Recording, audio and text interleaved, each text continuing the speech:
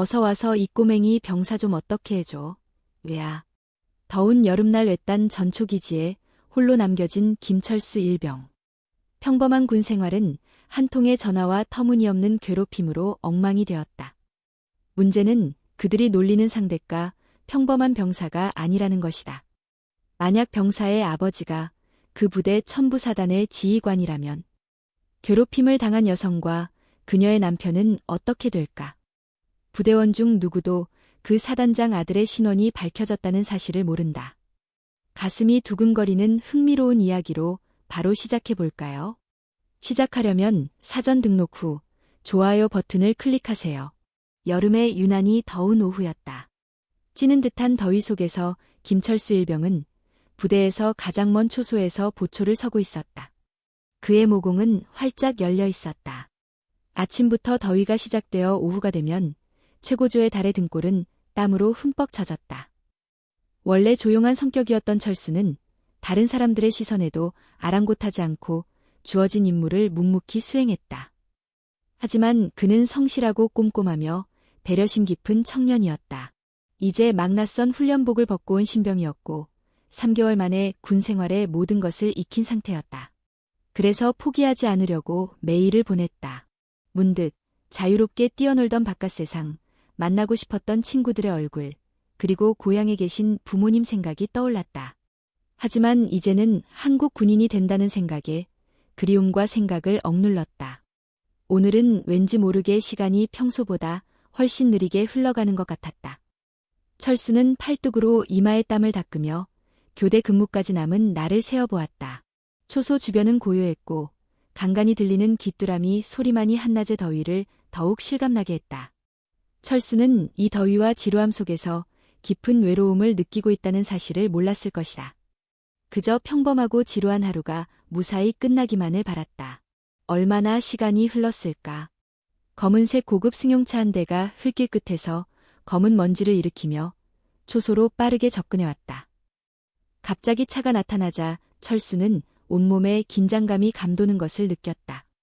반사적으로 몸을 일으켜 제대로 차에 오를 채비를 했다. 요란한 엔진 소리가 들리고 차는 초소 앞에 멈췄다. 그때 운전석 문이 천천히 열리고 화려한 옷을 입은 중년 여성이 거만한 표정으로 내렸다. 머리부터 발끝까지 고급스럽게 차려입은 그녀는 마치 패션쇼에 참석한 듯했다. 햇빛을 가리려는 듯 커다란 선글라스를 코끝까지 살짝 내리고는 날카로운 눈빛으로 철수를 위아래로 훑어보았다. 그늘도 없는데 초소 관리자는 생각도 못하는 건가. 얼마나 짜증나는지.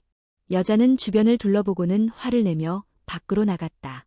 예상치 못한 상황에 철수는 잠시 당황했지만 이내 침착함을 되찾고 차분하게 그녀에게 인사했다. 여행과 신혼여행의 목적을 알고 싶습니다. 실례하지만 누구신지 여쭤봐도 될까요? 철수의 정중한 질문에도 여자는 아랑곳하지 않고 미소를 지으며 대답했다. 저는 이 부대 최고위 장교 최민준의 부인입니다. 제 이름은 박지현입니다. 모르세요? 저는 이 부대 최고위 장교 중 한 명인 중령의 부인입니다. 그녀의 목소리는 누구에게나 들릴 정도로 거만하고 거만했다. 철수는 그런가요? 라고만 말했다. 알겠습니다. 박지연은 차에서 내린 김씨를 관찰하려는 듯 초소 안을 천천히 둘러보기 시작했다. 그리고 사소한 것부터 비난하기 시작했다. 왜 여기를 엉망으로 내버려 두셨어요? 왜 근무 시간에는 게으르고 똑바로 서 있지도 않으세요? 왜 풀이 이렇게 무성하게 자랐나요? 철수는 그저 묵묵히 그녀의 잔소리를 듣고만 있었다. 겨우 입대 3개월 된 군인에게 철수는 짐이었다. 평온했던 철수의 일상은 바로 이 순간부터 불쾌하고 불안한 균열을 겪기 시작했다. 박지현의 잔소리는 점점 더 심해졌다. 그녀는 마치 하인에게 명령을 내리는 듯 거침없는 어조로 철수에게 말했다. 일병, 여기 있네. 저기 그림자가 삐뚤어진 것 같군.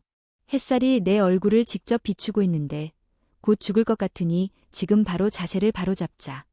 철수는 규정상 근무 중에는 자리를 비우거나 개인적인 사유로 자리를 비울 수 없다고 정중하고 차분하게 설명하려 했다. 하지만 박지현은 철수의 말을 가로채며 들으려 하지 않았다.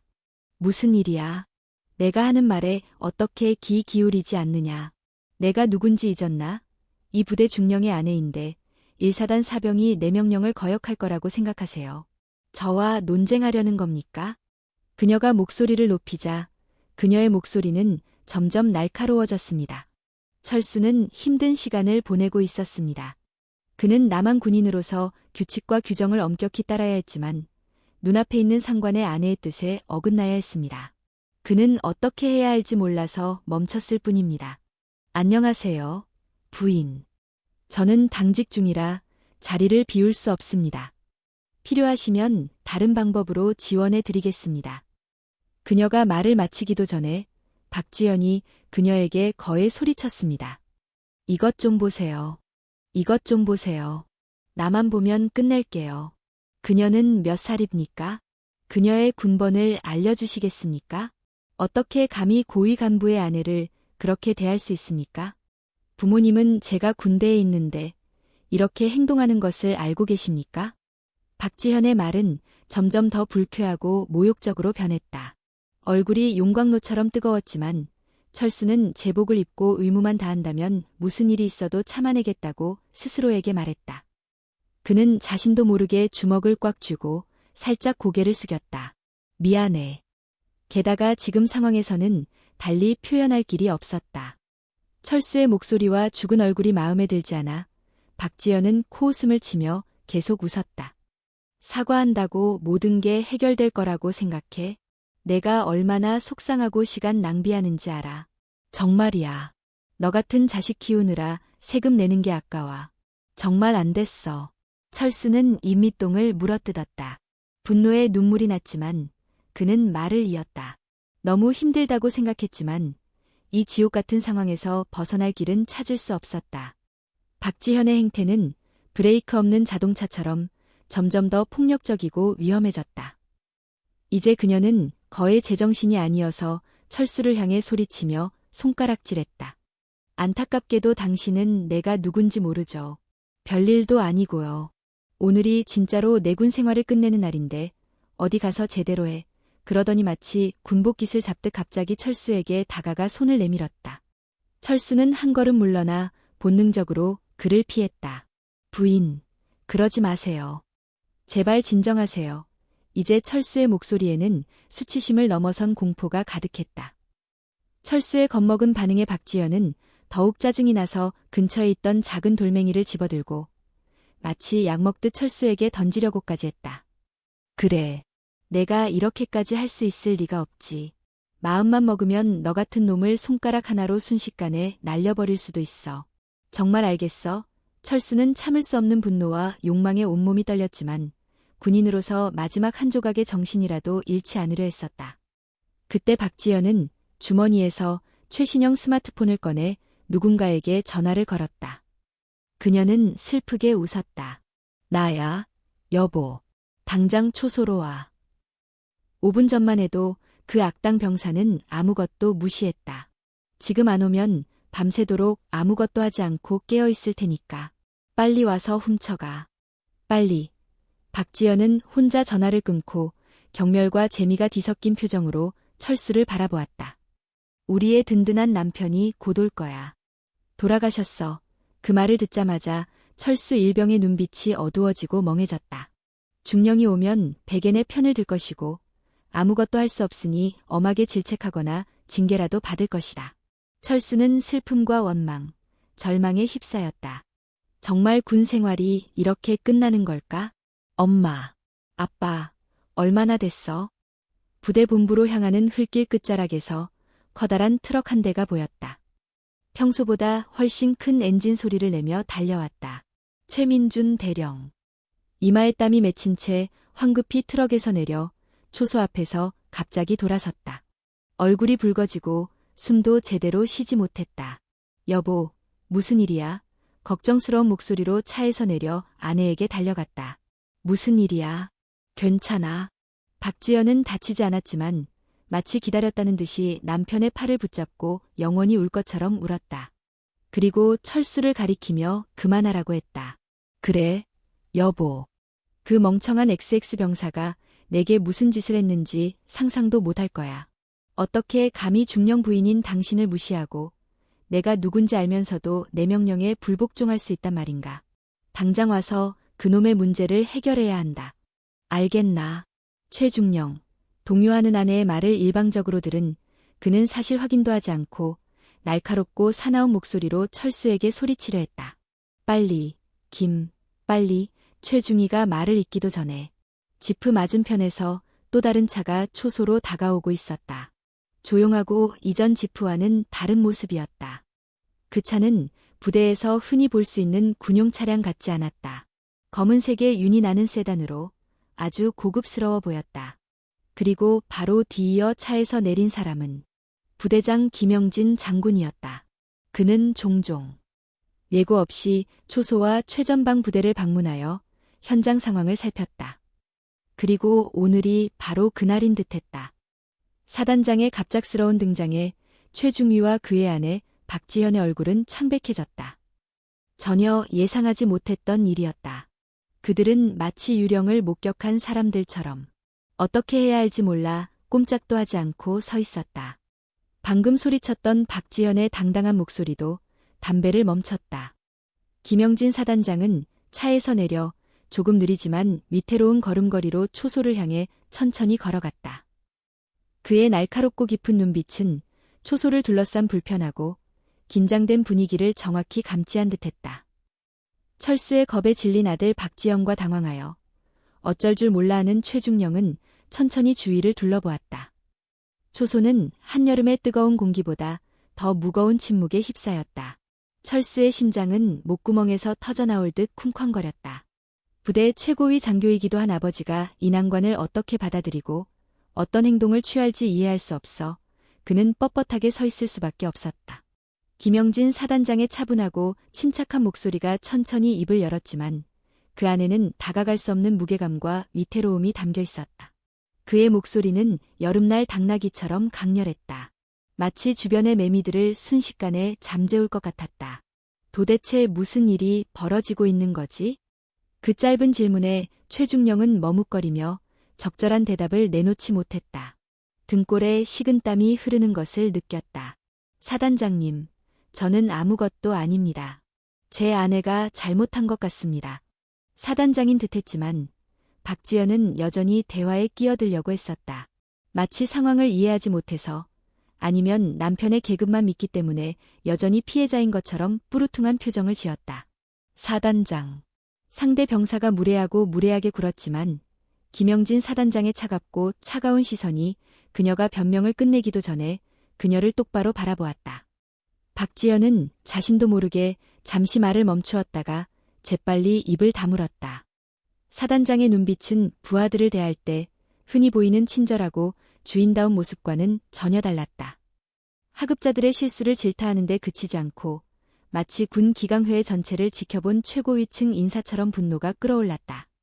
김 사단장은 잠시 박지연에게서 눈을 떼고 침묵만 지키는 철수에게로 시선을 돌렸다. 마치 아버지가 아들을 대하는 듯한 그의 표정에는 감정이 묻어나지 않았다. 단 한 명의 사단장만이 공식적인 임무를 수행하고 있었다. 김이병은 이곳에서 발생한 상황에 대해 정확한 설명을 내놓았다.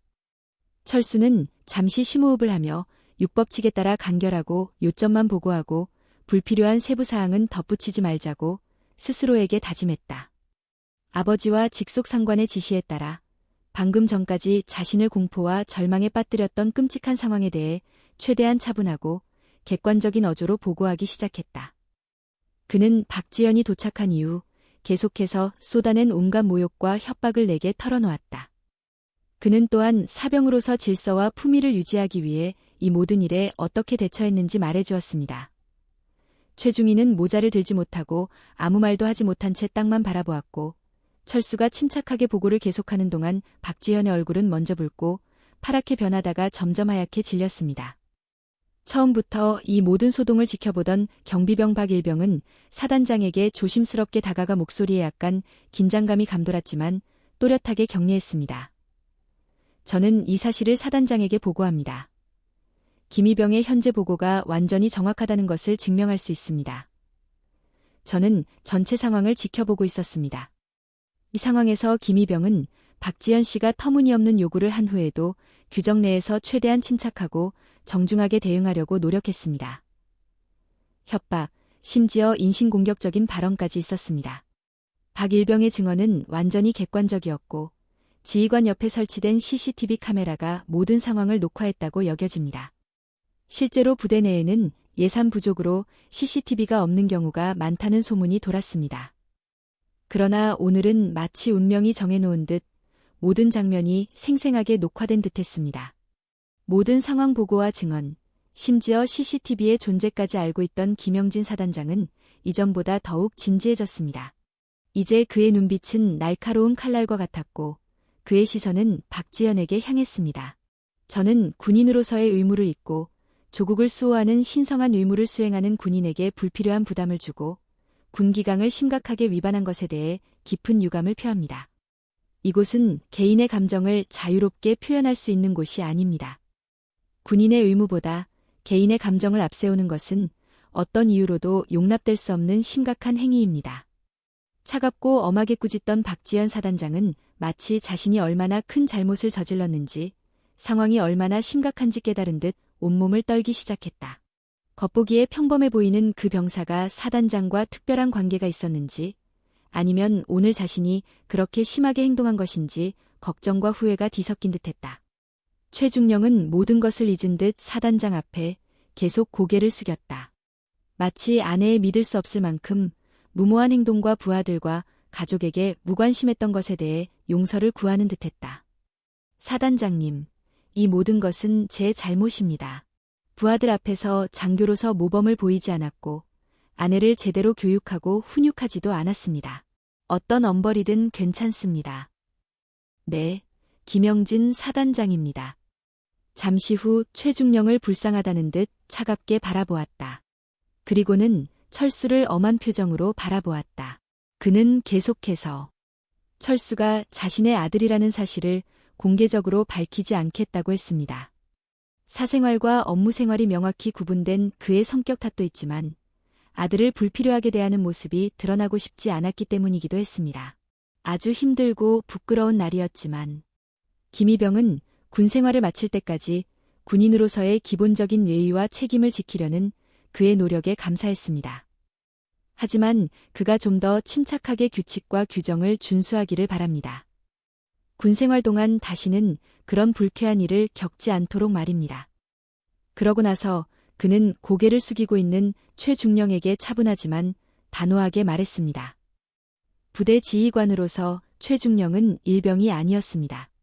그는 부하들을 제대로 지휘하고 이끌며 가족을 제대로 관리하고 교육해야 할 막중한 책임이 있었습니다.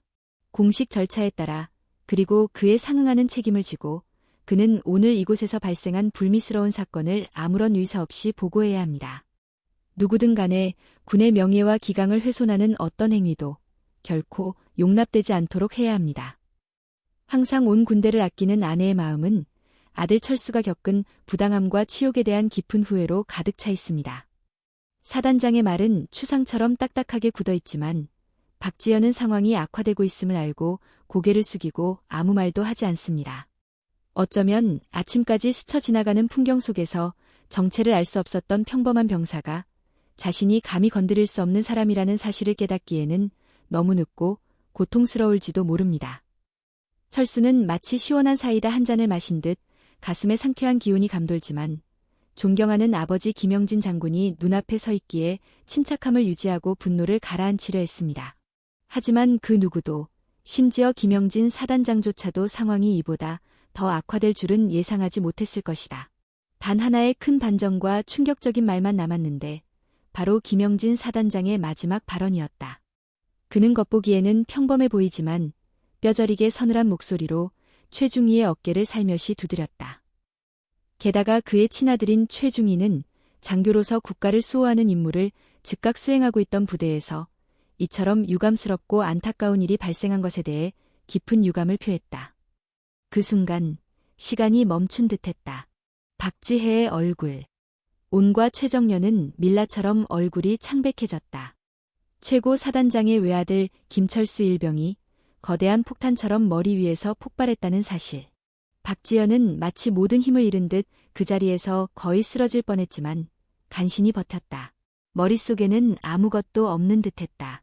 그 충격적인 사건 이후 크고 작은 바람이 살랑살랑 불기 시작했다.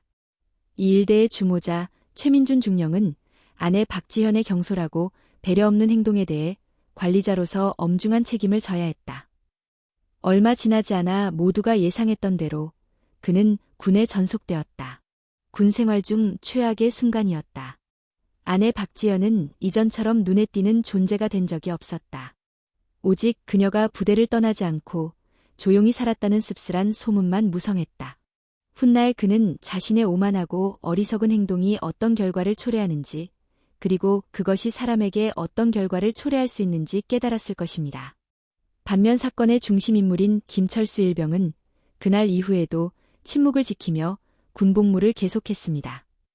그의 의도와는 상관없이 부대 내에서는 철수가 작은 영웅으로 여겨졌고, 외딴 전초기지에서 벌어진 소동은 동료 병사들 사이에 놀랍도록 빠르게 퍼져나갔습니다. 특히 그의 침착하고 차분한 반응과 누구도 상상하지 못했던 놀라운 숨겨진 배경에 모두가 놀랐습니다. 한편으로는 그를 더욱 존경하고 동경했습니다. 하지만 이 사건으로 인해 철수는 변함없이 평범한 군 생활을 이어갔고, 여전히 고된 훈련에 적극적으로 참여하며 동료들과 교류했습니다. 사단장 김영진 장군은 다른 병사들에 비해 아들 철수 곁에 있는 것이 불편했습니다. 오히려 주변 사람들의 시선을 의식하며 이전보다 더 엄격하고 공정한 기준으로 아들의 군 생활을 멀리서 지켜보았습니다. 하지만 그날 외딴 전초기지에서 아들이 보여준 침착함과 위기 대처 능력, 그리고 다재다능한 태도에 그는 깊은 신뢰와 막연한 만족감을 느꼈다. 아버지가 된 지금 아들이 미처 알지 못했던 많은 일들을 겪었다는 것을 알게 된 것은 참으로 놀라운 순간이었다. 이 사건은 폐쇄적인 군 조직에서 만연할 수 있는 보이지 않는 괴롭힘과 불합리함이라는 문제에 대해 모든 구성원이 다시 한번 깊은 경각심을 갖게 하는 중요한 계기가 되었다. 동시에 정의와 원칙을 굳건히 지키면 모든 것이 옳은 결과로 이어질 것이다. 혹독한 훈련 후 철수는 혼자였던 그날을 자주 떠올렸다. 박지현의 날카롭고 불안한 목소리, 숨막히는 여름 햇살, 그리고 자신을 바라보는 아버지의 수줍지만 따뜻하고 깊은 눈빛은 철수를 더욱 강하고 현명한 군인, 훌륭한 어른으로 성장하게 했다. 철수가 군 생활에서 남은 인생을 어떻게 살아갈지 아무도 정확히 예측할 수 없지만 한 가지는 분명합니다. 어디서 어떤 상황에서든 그는 항상 묵묵히 자신의 자리에서 최선을 다하며 그 자리에 있는 사람들에게 긍정적인 영향을 미칠 것입니다. 그리고 지금 이 순간, 우리 사회의 많은 젊은이들이 김철수 일병처럼 묵묵히 자신의 길을 가고 있다는 사실에 주목하며 그들의 밝은 미래를 위해 격려와 응원을 보내고 싶습니다. 혹시 주변에 보이지 않는 곳에서 억울한 일이나 부당한 괴롭힘에 시달리고 있는 사람들이 있나요? 오늘 제가 들려드리는 이야기가 그들에게 세상과 마주할 자신감과 용기를 주기를 바랍니다. 오늘 이야기가 흥미로웠나요? 다 보셨다면 댓글에 의견을 남겨주세요. 이것이 바로 사연의 채널이 매력적인 이야기를 만들어내는 이유입니다. 오늘 구독하고 시청해주신 모든 분들께 진심으로 감사드립니다. 그리고 사랑합니다. 다음 영상을 보기 전에 먼저 구독과 좋아요 버튼을 눌러주세요. 당신은 이익을 얻을 것이다.